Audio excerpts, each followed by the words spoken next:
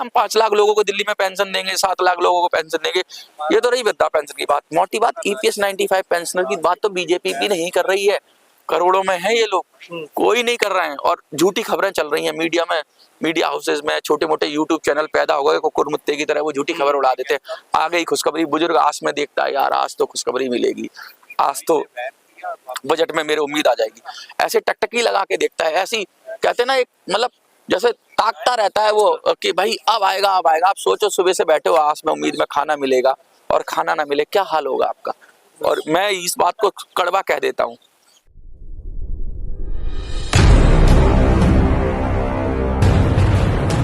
दिल्ली चुनावों में लगातार गारंटी ऊपर गारंटी दी जा रही है, चाहे वो कोई भी पार्टी हो, बीजेपी हो, आम आदमी पार्टी हो, चाहे कांग्रेस हो, बड़ी बड़ी गारंटियां हैं। लेकिन लगभग 1 करोड़ से भी ज्यादा लोग जो हैं अभी परेशान हैं। ये वो लोग हैं जो EF 95 का इंतजार कर रहे हैं।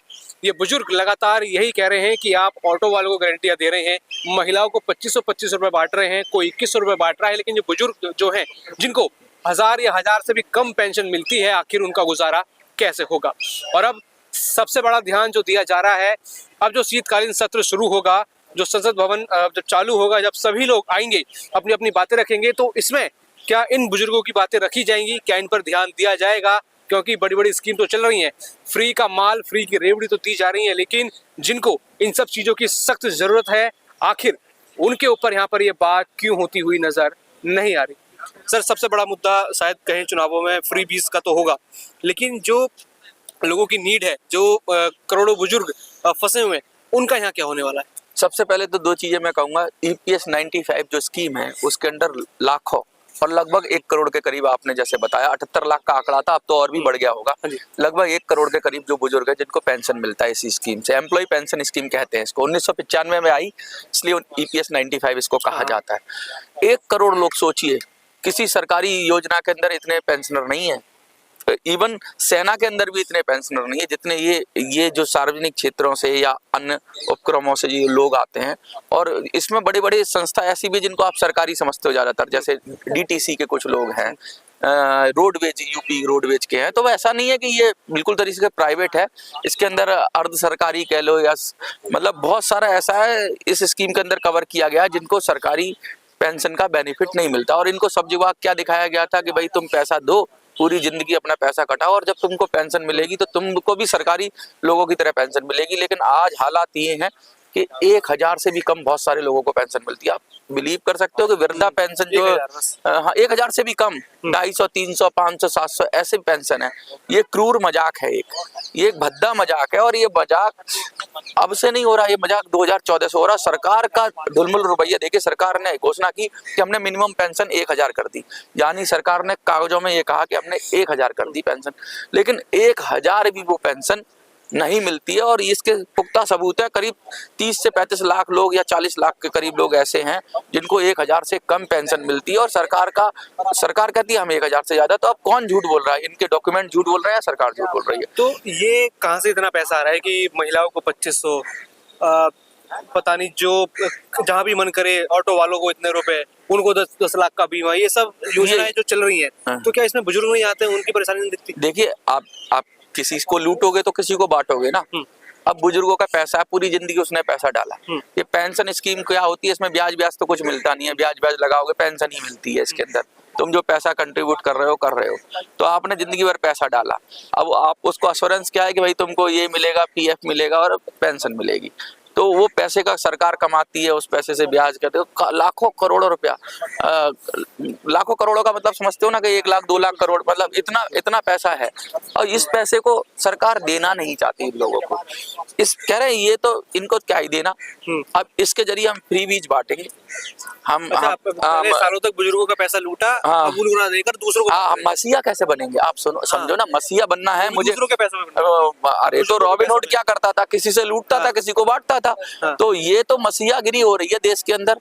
मैं ये नहीं कह रहा कि आप जनता को सहूलियत मत दो, मैं ये नहीं कह रहा कि आप जनता को ऑब्जेक्शन मत दो, लेकिन जिसका हक और अधिकार है उसे तो दो। लेकिन जरूरत है उसको तो मिलना चाहिए। हाँ, जिसने पैसा जमा किया। आप सोचो, मैंने आपसे 500 रुपए ले लिए, ठीक है, और मैं भाई साहब को 200 रुपए दे दूं, और मैं कहूँ भाई साहब तो मेरा गुणगान करेंगे, वाह भाई वाह मुझे 200 मिल गए, 300 तो मैंने हजम कर लिए, 500 आपसे ले लिए, आप चिल्ला रहे हो, लेकिन मैंने 100 रुपए अगर 2 लोगों को बांट दिए तो बहुमत तो वहां हो गया, 100 उसको मिले 100 उसको मिले, उसने तो कुछ कहा नहीं तो वो तो मेरे साथ खड़े हो जाएंगे, और आपका 500 चला गया। तो कुछ लोगों को लूट रहे हैं, कुछ लोगों को बांट रहे हैं। और बड़ी दिक्कत क्या है कि इसके पेंशनर्स के जो नेता है ना, ये बड़ा खेल कर रहे हैं। ये क्या करते हैं, 10 साल से आंदोलन चला रहे हैं। ये आंदोलन क्या चलाते हैं, ये सरकार के पास जाते हैं, मंत्री से मिलते हैं, आपको पता है प्रधानमंत्री से मिल लेते हैं तुरंत, प्रधानमंत्री से मिलना आसान है, ये तुरंत मिल लेते हैं, ये रक्षा मंत्री से तुरंत मिल लेते हैं, ये वित्त मंत्री से तुरंत मिल लेते हैं, इन्हें बस कहा और वो मिल लिया। वो मिल कैसे लेते हैं कि सरकार इनको मैनेज करती है, सरकार कहती है आओ मिल लो, और चुनाव से पहले या बजट से पहले नेगेटिव एनर्जी ना बने ना लोगों में,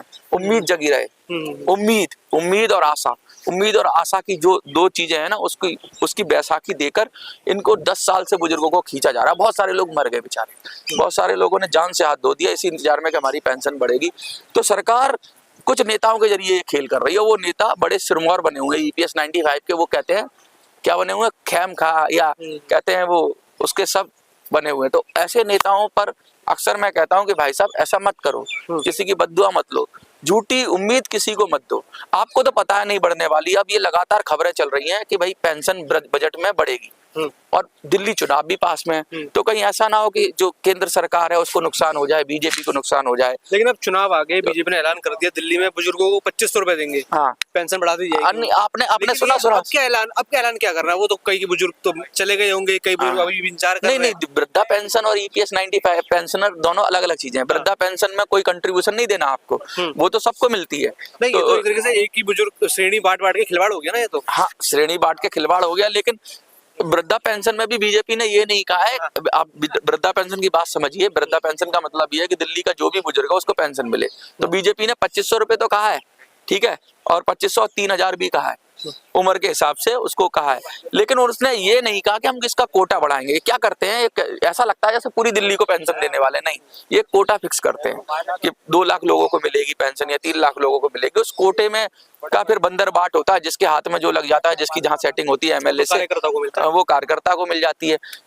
80,000 का भी केजरीवाल ने 80,000 के नया कोटा इश्यू किया कि हम 80,000 और पेंशनर को देंगे। 7 साल से केजरीवाल ने भी बंद कर रखी है, 7-8 साल से दिल्ली में वृद्धा पेंशन के नए आवेदन लिए ही नहीं जा रहे थे, इस केजरीवाल ने बंद कर रखे थे। लेकिन जब इस पे दबाव पड़ा, हम जैसे लोगों ने खड़े हुए आवाज उठाई, दबाव पड़ा, इसको लगा कहीं वृद्ध नाराज ना हो जाए, तो 80,000 का कोटा खोल दो। वो भी कोटा खोलने के बाद 3 दिन में ही साइट बंद कर दी। मतलब देना कोई नहीं चाहता। बीजेपी ने भी ये नहीं कहा, बीजेपी ने कहा रुकी हुई पेंशन देंगे। भाई रुकी हुई पेंशन क्या, जिसकी पेंशन 3 महीने से नहीं आई तुम उसकी रुकी हुई दे दोगे? क्या कोटा बढ़ाओगे? ये बोलते कि हम 5 लाख लोगों को दिल्ली में पेंशन देंगे, 7 लाख लोगों को पेंशन देंगे। ये तो रही वृद्धा पेंशन की बात। मोटी बात, EPS 95 पेंशनर की बात तो बीजेपी भी नहीं कर रही है। करोड़ों में है ये लोग, कोई नहीं कर रहे हैं, और झूठी खबरें चल रही हैं मीडिया में, मीडिया हाउसेज में, छोटे मोटे यूट्यूब चैनल पैदा हो गए, कुकुर मुत्ते की तरह वो झूठी खबर उड़ा देते हैं। आ गई खुशखबरी, बुजुर्ग आस में देखता है, यार आज तो खुशखबरी मिलेगी, आज तो बजट में मेरे उम्मीद आ जाएगी, ऐसे टकटकी लगा के देखता है। ऐसी कहते हैं ना, एक मतलब जैसे ताकता रहता है वो कि भाई अब आएगा अब आएगा। आप सोचो सुबह से बैठे हो आस में, उम्मीद में खाना मिलेगा, और खाना ना मिले, क्या हाल होगा आपका। और मैं इस बात को कड़वा कह देता हूँ, बहुत सारे नेताओं की दुकानें बंद हो गई हैं मेरे बोलने से, और वो दुकानें बंद हो गई, उनको लोग डांट रहे हैं, उनको लोग कह रहे हैं तुमने क्या किया, तुम बेवकूफ बनाते हो। ये क्या करते हैं नेता लोग, जैसे ही क्योंकि केंद्र सरकार में बीजेपी है, तो जैसे ही बीजेपी का कहीं इलेक्शन होता है तो उस राज्य में ये आंदोलन को एकदम स्थगित कर देते हैं और खबरें चलाने लगते हैं। इसी अब तो चुनाव से पहले पेंशन मिलने लगेगी, जैसे ही चुनाव निकल जाता है ये आंदोलन करना शुरू कर देते हैं। कहने का मतलब है जब आंदोलन की जरूरत हो ये आंदोलन नहीं करते, और जब आंदोलन की जरूरत मतलब जब आंदोलन की जरूरत है नहीं करते, और जब आंदोलन की जरूरत नहीं है तब ये आंदोलन करते हैं। आप देखना, ये निकल जाएगा ना बजट सत्र और ये दिल्ली चुनाव निकल जाएगा, तो फिर ये आंदोलन करना शुरू कर देंगे बेफजूल का, और लोगों का पैसा इकट्ठा कर देंगे। इस बार भी जो शीतकालीन सत्र होगा, शीतकालीन सत्र नहीं है, ये बजट सत्र है, माफ कीजिए, जो बजट सत्र, उसमें भी कुछ नहीं मिलने वाला। मुझे तो ऐसा ही लगता है, क्योंकि देखिए एक प्रोसेस होता है, एक तरीका होता है, एक और कहीं से कोई संकेत तो होना चाहिए ना। ये झूठे, ये सिर्फ नेताओं से मिलके सॉल्ट डाल लेते हैं, जैसे मैं नेता हूँ ईपीएस का, मैं वित्त मंत्री से मिला, उनको 100 उड़ा दी, वित्त मंत्री ने खुद ही बुला लिया, उन्होंने कुछ कहा नहीं है। अब उस फोटो को लगाएंगे और कहेंगे आज हमने वित्त मंत्री से मुलाकात की, हमने ये लेटर दिया, हमने ये दिया वो दिया। इन्होंने खुद अपनी कहानी बना लेनी है और उसके मुंह से कुछ नहीं आया, एक शब्द भी नहीं आया पेंशन के लिए कि भाई उन्होंने हमारी मांगों पे आश्वासन दिया, यही कह रहे हैं। अरे वो कहे ना कि आज हमने आश्वासन दिया, उनका एक स्टेटमेंट नहीं होता, एक शब्द नहीं होता, एक कहते हैं एक छोटा एक सोशल मीडिया पर एक पोस्ट भी नहीं एक, हाँ, वो बहुत छोटी चीज है। हाँ वो अरे तो तभी तो संकेत मिलेगा। जो जिस नेता से मिलते हैं एकदम मोदी से मिला है, मोदी से मिला है, हमें मेहमा मालिनी से मिला है, हम इससे मिला है, हम उससे मिला है, वित्त मंत्री से मिला है, हम श्रम मंत्री से मिला है, मिल के आ जाते हैं। ऐसे तो कार्यकर्ता भी जाके मिलता है, बीजेपी का कार्यकर्ता जाके नहीं मिल सकता, मिल लेता है और उसको बनाते हैं कि हम पेंशन के मुद्दे पे मिलाए। ये नहीं जाते, अगर पेंशन के मुद्दे पे मिलते तो वो कुछ तो उनकी स्टेटमेंट में आता कि पेंशन के मुद्दे पे बात हुई, अब हम इस पे विचार कर रहे हैं, कुछ कर रहे हैं, कुछ नहीं आता। जनता को बेवकूफ बनाते हैं जनता को इस तरह से भ्रम में रखा हुआ है, एक लूप में फंसा रखा है। आपने कभी देखा कोलू का बैल? हाँ जी। कोलू का बैल आप समझते हैं? कोलू का बैल क्या होता है कि एक मतलब एक गोल गोल चक्कर में उसको बांध दिया जाता है और घुमाते रहते हैं, घुमाते रहते हैं, घुमाते रहते हैं। वो सोचता है कि अब एंड पॉइंट आएगा। इस लूप का कोई एंड पॉइंट नहीं है, तो घूमते रहेंगे। 10 साल से घूम रहे हैं और मैं इस लूप को बिल्कुल मैंने ब्रेक करने की कोशिश कर रहा हूँ कि हटा दो ये लूप को, क्योंकि देखो कोई भी मसीहा आपको न्याय नहीं दिला सकता, आपको अपना संघर्ष खुद करना पड़ेगा। मैंने जगाया लोगों को, लोगों ने अपना संघर्ष किया, लाखों लोगों ने, मैं बता रहा हूँ, पत्र भेजा प्रधानमंत्री कार्यालय को। प्रधानमंत्री कार्यालय को जवाब देते देते परेशान हो गया वो। उन्होंने पत्रों को डंप करना शुरू किया, जवाब देना बंद किया, कोलैप्स हो गया उनका पूरा सिस्टम। प्रधानमंत्री भी करे यार इतने सारे लोग मुझे पत्र लिख रहे हैं, पीएम को डायरेक्ट पत्र लिख रहे हैं। मैंने कहा तुम अपने अपने नाम से लिखो पत्र। फिर उनकी कंप्लेंट दर्ज हुई, उनको कॉल जा रही है, कॉल जाके वो अपनी बात कह रहे हैं। अब वो सामने वाला तो पीएम वो तो पूरा ही हिल गया। तो जब लोग खड़े होंगे, एक आदमी का पत्र है, कोई भी हैंडल कर लेगा। अगर मैं नेता हूं, मुझे कोई भी हैंडल कर लेगा, हैंडल करने वाला सेटिंग कर लेगा, मेरे साथ बैठ जाएगा। लेकिन 1 करोड़ आदमी खड़े होंगे, उनसे सेटिंग नहीं हो सकती। मैं एक समाधान होगा, उनका समाधान होगा। मैं करोड़ों लोगों को खड़ा करना चाहता हूं कि उनका समाधान हो जाए। देखो दिल में अपने बुजुर्गों के लिए आपको भी इज्जत होगी, मुझे भी इज्जत है। एक दिल का सब्जेक्ट है, तो थोड़ा बुजुर्ग है भाई, और न्याय की भी बात है। नहीं, 1000 रुपए तो कहीं किसी कीमत पे जिसने कंट्रीब्यूट किया बनता ही नहीं है मिनिमम पेंशन। आप बताओ 1000 रुपए बनता है? जब तुम कोई भी बिगर कंट्रीब्यूशन के सबसे गरीब आदमी को 2500 दिल्ली में दे रहे हो, 3000 दे रहे हो, बीजेपी वालों या आम आदमी पार्टी वालों, जिसने कोई कंट्रीब्यूट नहीं किया, उसको आप सबसे कम से कम दे रहे हो, तो आपको इतना तो ध्यान रखना चाहिए यार कि इन्होंने तो पैसा जमा किया है, इन्होंने उस स्कीम में पैसा जमा किया। ऐसा कौन सा फॉर्मूला है? चीटिंग का फॉर्मूला है। फॉर्मूला भी आपको मैं अभी तो वीडियो काफी लंबी हो जाएगी।